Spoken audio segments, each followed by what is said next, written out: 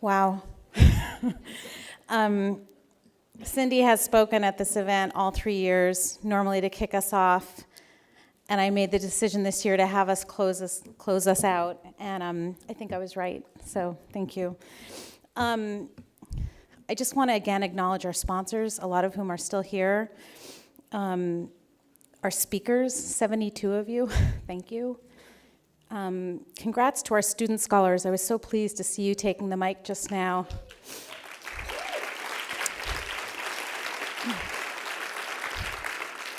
And to Adobe for enriching that whole experience.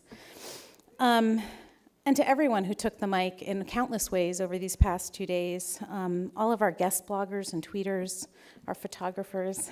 So I want to tell you a little bit about what's next. You heard during our Super Bowl Tweet Up panel that we've talked about expanding that to other cities. And in our breakout panel where we crowdsourced ideas, that was a major yes. So if you live in a city that is not Boston or San Francisco, and you're interested in being involved in our Super Bowl Tweet Up, please reach out. And I want to tell you where we're going to be next year. Rebecca and I have been kind of doing things case-by-case basis, which is really stressful. And so we decided this year to do it the other way and plan where we're going to be for next year. And there is an ad in your program that announces this, but I just want to make sure everyone saw it. So the next event will be the Super Bowl Tweet Up.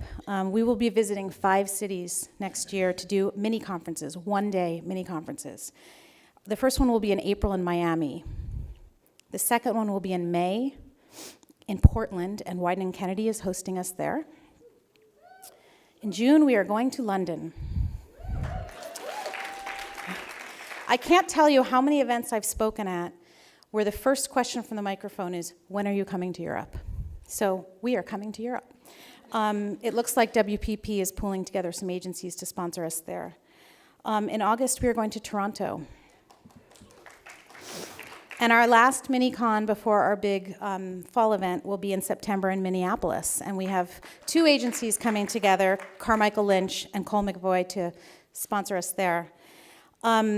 And our big fall event, we are seriously considering having in New York City. So,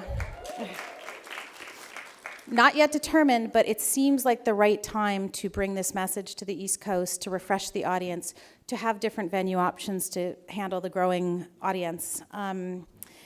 And lastly, I was so glad Cindy tasked all of you with deciding how you were going to make next year different for our industry, because I know there's a lot you get exposed to at this conference, and it can be overwhelming.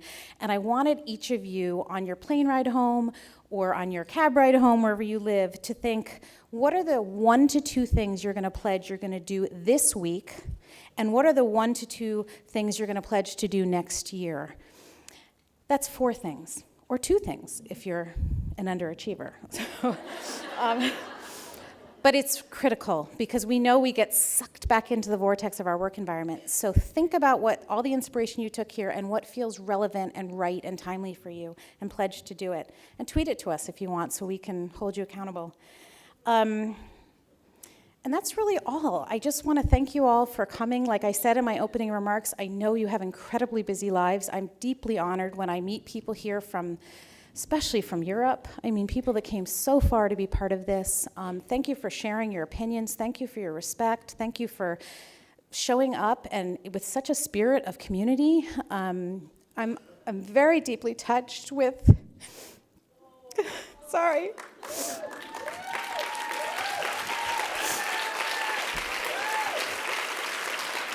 Thank you.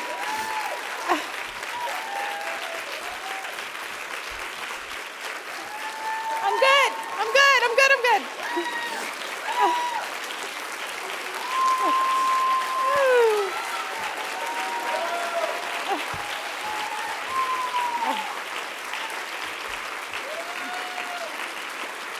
You deserve it.